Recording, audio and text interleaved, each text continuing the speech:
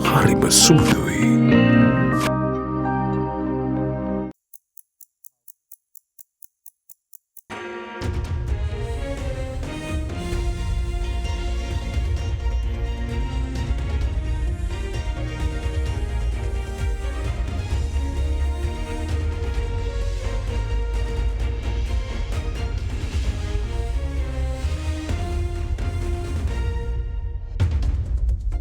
Tonight, on First at 9 this Monday, the 25th of December 2023. Merry Christmas! Christians and Catholics in Sri Lanka and across the world celebrate the birth of Jesus Christ. Cardinal calls on Sri Lankans to protect the poor. This Christmas, I would appeal to you to very specially concentrate on helping the poor. The Pope, meanwhile, blames the military-industrial complex for destroying global peace. Rise with the tide. Former Indian External Affairs State Minister highlights the need for power devolution in Sri Lanka to address national issues. The real question is, how will we bring total trust between two sets of citizens? Urges internal integration to address economic woes. Beware. As JN.1 cases rise, the WHO calls on health authorities to strengthen health surveillance. However, risk posed by the new COVID variant is currently low, says Sri Lankan authorities. ඔබේ විශ්වාසය දෙනු සෙන්සුරයින් දැන් ළඟමැති ෆාමසියෙන් ලබාගත හැක. නියම malt සාරය සමග Maliban malt දැන් රුපියල් 750ක් පමණයි. From AdaDerana, this is AdaDerana First at 9. Live from Studio 24 in Colombo. Good evening and welcome to AdaDerana First at 9. I'm Aditya Dirusingha joining you live with the latest in Sri Lanka and around the world while wishing you a Merry Christmas. Now, Christians and Catholics around the world and in Sri Lanka particularly welcomed the dawn of Christmas with joy and peace in their hearts, commemorating the birth of Jesus Christ, the Son of God. Christmas this year brought light and color to homes and streets of Sri Lanka as the public remains cheerful this season despite all hardships they had to face in the recent past. Let's take a look into how the Christmas cheer has taken over the island, spreading peace and love this season. As the clock struck midnight yesterday, Sri Lankans welcomed the dawn of Christmas to celebrate the birth of Jesus Christ.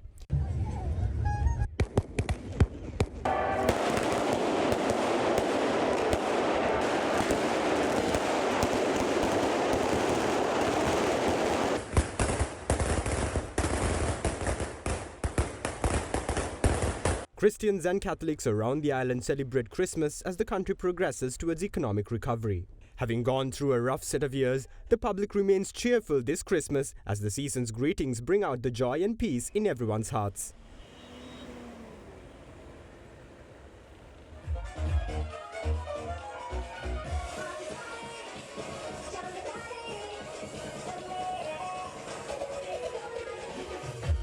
In light of spreading the Christmas cheer among people, lunch was provided for the needy today at the All Saints Church in Borella, continuing an annual tradition. The program was conducted under the patronage of His Eminence Malcolm Cardinal Ranjith. The annually organized Senehase Nattal program was once again organized by the AdaDerana initiative this year. AdaDerana, together with Melbourne Biscuit, organized Senehase Nattal this year at the SOS Children's Village in Piliyandala. Entertainment programs were also organized for the young ones residing at the SOS village, joined by AdaDerana Little Stars bringing out colour to the event.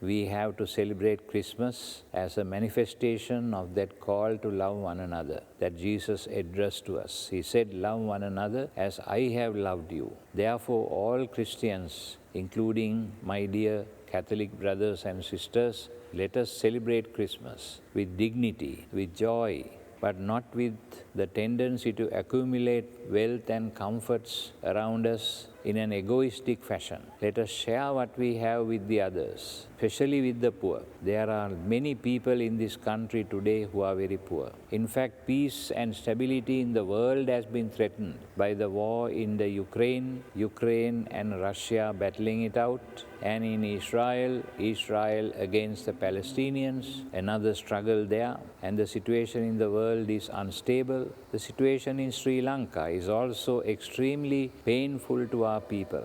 There is complete disorder. no discipline, no rule of law in this country. There is a lot of corruption, and our poor people have increased in numbers so that there are more people suffering than enjoying their life. It is a very sad situation. It has been made to deteriorate by our rulers through intrigue, through lack of application to their tasks, lack of love for the country, and all of this has resulted in a terrible situation for our people. And therefore, this Christmas, I would appeal to you to very specially concentrate on helping the poor. If there is any family in your neighborhood who is unable to fend for themselves, I appeal that you look after them, that you help them, give them a good meal on Christmas Day, invite them to your homes, give them presents, not in an undignified manner, but in a dignified manner, treating them as your equals. Having said all of this, I once again reiterate my best wishes to you and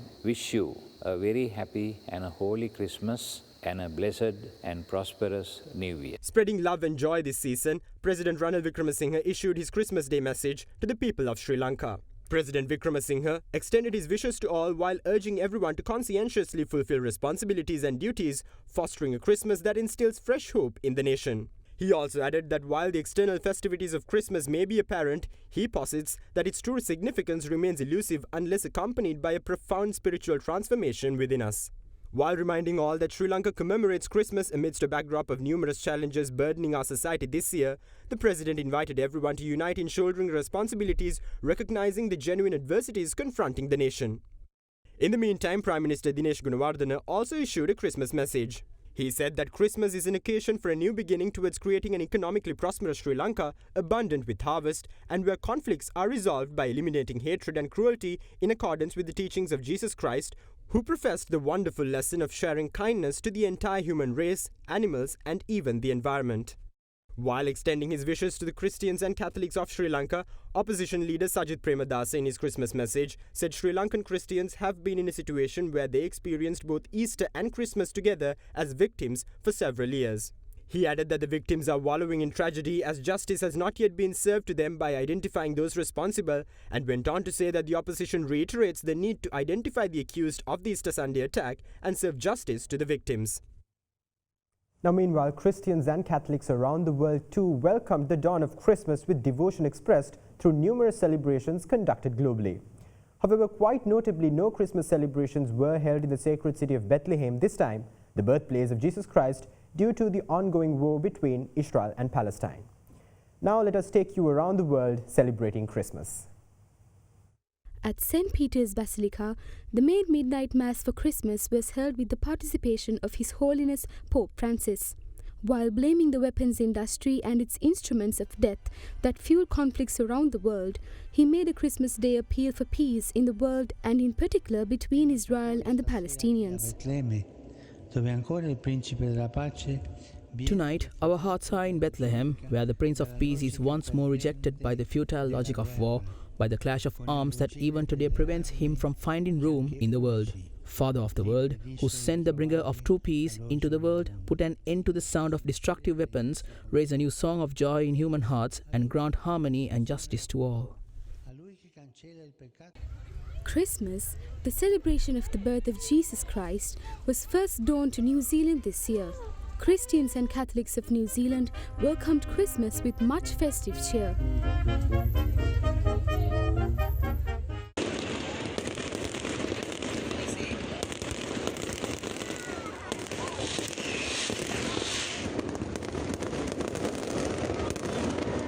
However, as Christians and Catholics globally welcomed Christmas, no Christmas celebrations were held in Bethlehem, where baby Jesus was born. This was due to the ongoing war between Israel and Palestine. This marks the first time Christmas celebrations were not held in Bethlehem in recent history. The midnight mass in Bethlehem, which is usually carried out in a grand manner, was conducted this year without much pomp and circumstance. In the meantime, a Palestinian artist had placed a replica of baby Jesus in an incubator in honor of the Gazan children who are helpless amidst the ongoing conflict in Gaza. However, despite continuous Israeli attacks launched, the Christmas Mass was conducted in the Gaza city.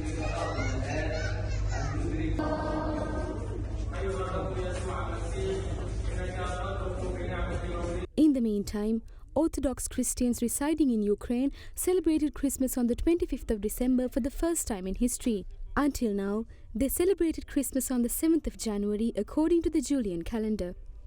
Вже другий рік, як ми дізнали ще одну його форму, ще один його вимір.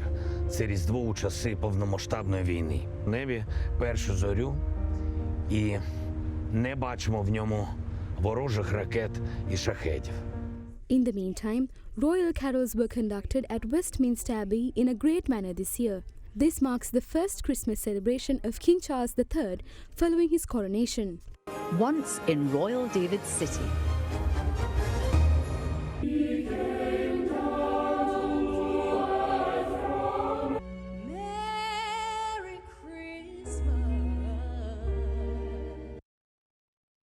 Now in other news, former Minister of State of the Indian Ministry of External Affairs M.J. Akbar says that the government of Sri Lanka must take measures to build trust among communities within the country as well as with the government moving forward. Sharing his opinion on whether or not Sri Lanka should implement the 13th Amendment, the former Indian State Minister said that the majority of the current political issues will be resolved if the government continues to build trust while taking a path towards inclusive economic development encompassing all sectors of the nation. Speaking at a webinar organized by the Pathfinder Foundation, former State Minister Akbar also says that Sri Lanka needs to integrate its economy locally as the country progresses towards economic recovery. Is it not the time for Sri Lanka to revisit the 13th Amendment of the Constitution? As far as 13th Amendment is concerned, the important thing really is the measure of trust between the government and certain sections of its population. There is history. I think the 13th Amendment and the relationship with the Tamils has more than its share of historic turbulence. So the real question for the future is not what happened in the past, my friend. The real question is how will we bring total trust between two sets of citizens of your country, not citizens of our country. Right? And it is this measure of trust that needs to be restored completely. It's a process. If I think back to the end of the war, which is the end of the first decade, till today, we are already about 14 years later. If any objective analysis of this period will be an extremely positive one, and I think instead of being trapped in contentious laws or in contentious dialogue, let us quietly continue to build the trust, continue to build an economic future for all sections of Sri Lanka, for all the people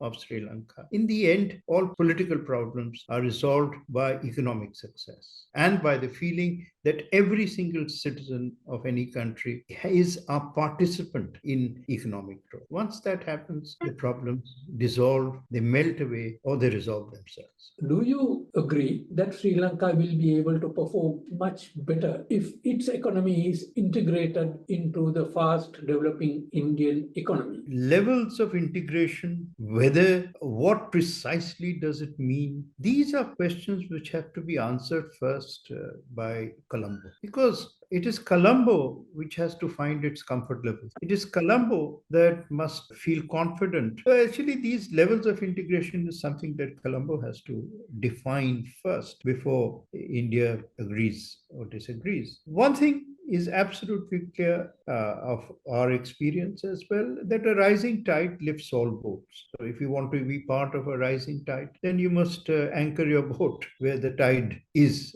rising. You mentioned India's growth. India's growth should not really be seen only through the spectacles of statistics. The core of it is internal integration. And this internal integration is the creation of products and services and markets within our country, and products and services that fulfill the needs and improve the quality of the life of the poorest of the poor. When you talk of integration between our two countries, I would urge you to think of Indian economy not simply as a statistical fact, but as a socio-economy, replicated by your own means, by your own policies, not by us, by your own independent thinking, how you can convert the poor and those who feel dispossessed comparatively into the part of the growth story. Only then will any nation's economic crisis be actually averted or will be converted into a success story.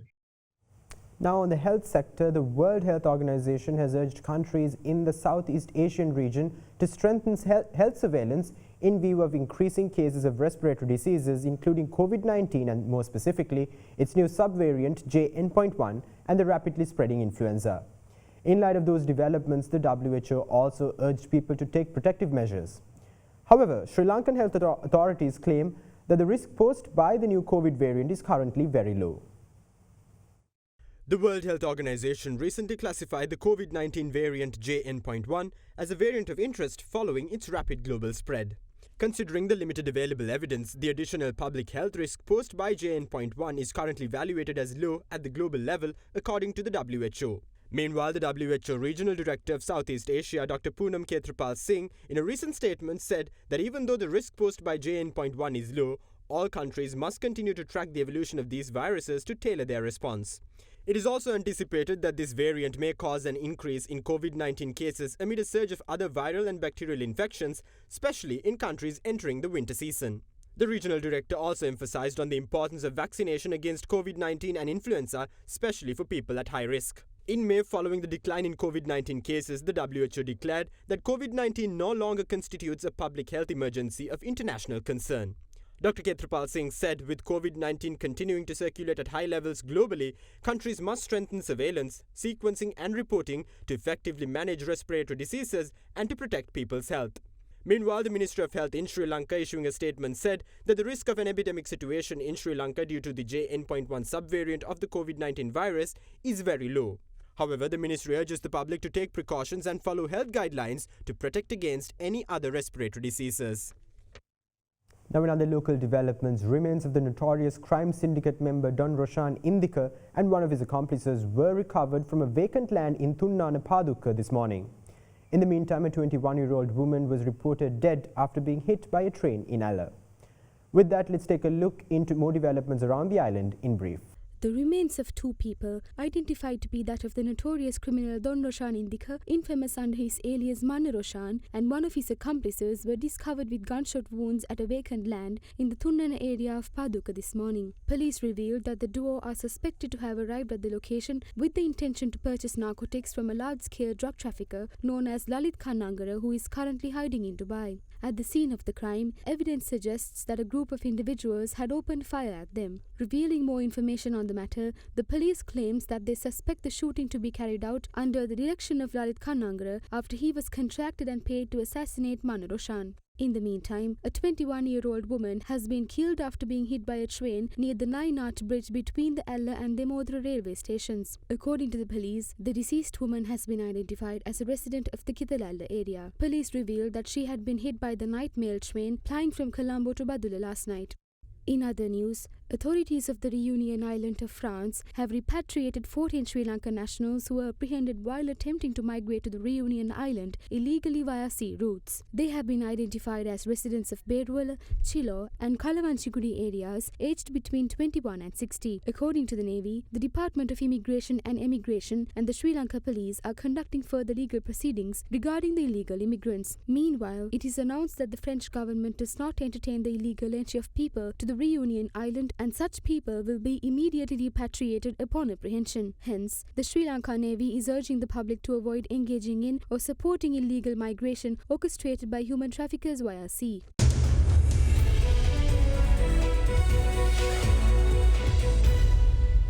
Welcome back. Now in your business news, Fitch grants CIC Holdings PLC a national long-term rating of AA positive with a stable outlook.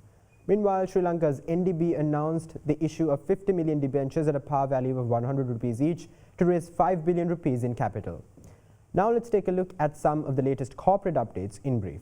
Fitch Ratings published Sri Lankan conglomerate CIC Holdings' national long-term rating of AA positive, stating that the outlook is stable. The rating reflects the defensive nature of CIC's operating cash flows stemming from its agriculture, consumer and healthcare-related businesses, which account for around 80% of the group's earnings before interest and tax. The stable outlook reflects Fitch's view that CIC's credit metrics will remain strong for the rating in the medium term, amid healthy free cash flows and moderating investments in the non-core operations. Sri Lanka's National Development Bank recently announced an issue of 50 million Basel III compliant Tier 2 listed rated unsecured subordinated redeemable debentures with a non-viability conversion at par value of 100 rupees each to raise 5 billion rupees in capital. The bank said the maximum issue will not exceed 50 million of the said debentures of a value not exceeding 5 billion rupees.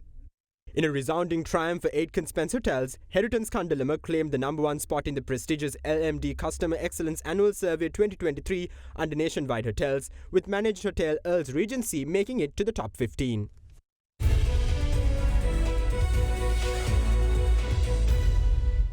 Now, meanwhile, Fitch Ratings say that the global credit outlook for 2024 is driven by 4 key themes, including high interest rates, slowdown of the US economy, global asset quality, and heightened financial market and cross-asset tail risks. The rating agency also said that in 2024, it expects the global macroeconomic sector to slow down. The global rating agency Fitch said that the 2024 global credit outlook is driven by 4 key themes, which include a continued feed-through of sustained high interest rates on demand, liquidity, and funding and asset quality. The key driving factors also include an expected sharp slowdown of the US economy, global asset quality deterioration, followed by heightened financial market and cross-asset tail risks from potential liquidity events, elevated leverage, and geopolitics. Fitch said it expects global macroeconomic growth to slow down in 2024 as the monetary transmission to the real economy in the US takes greater effect, the property crisis weighs on consumption, while investment in China and Europe grows only marginally. The general macroeconomic declaration combined with elevated interest rates underscores what will continue to be a challenging environment for global credit. The rating agency said the credit pressures will be disproportionately felt by leveraged issuers at the lower end of the spectrum. Therefore, it expects a leveraged loan and high-yield default rates to rise, and lower-rated emerging market sovereigns are likely to see further defaults.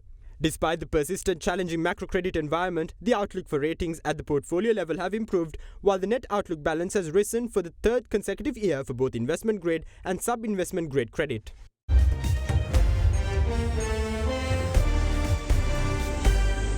Now, be it sports, be it education, be it science and innovation, be it arts, we hear news about Sri Lankans claiming victories and thriving across the world due to their outstanding performances, talent and perseverance. Similarly, here's an achievement of yet another Sri Lankan who proved to the world that Sri Lanka's talent can definitely shine internationally. At the 65th Annual Chicago Midwest Emmy Awards held recently in the United States, Sri Lankan-born film producer and travel and tourism enthusiast Jason Rajasinghe claimed his first Emmy Award for his work on the season 1 of the show Uniquely Wisconsin Farm-to-Table Pizzas. Emmy goes to... There's a long list of things. Everyone who worked on Uniquely Wisconsin, our entire team, Jason.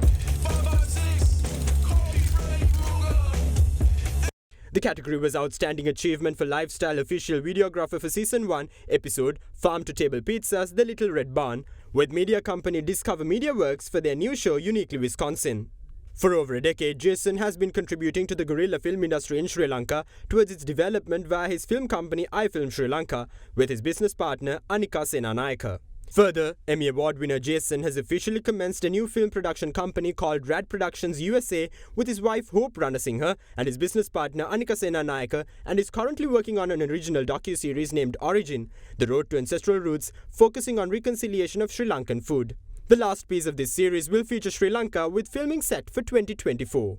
Hi everyone, thank you so much AdaDerana English for this opportunity to share my story. So yeah, we just got our Chicago Midwest Emmy and we've brought it down here to Sri Lanka, and we're excited for this opportunity thanks to Discover Media Works and the amazing team that I had the opportunity to work with. Reagan, Portia, and the rest of the UW team.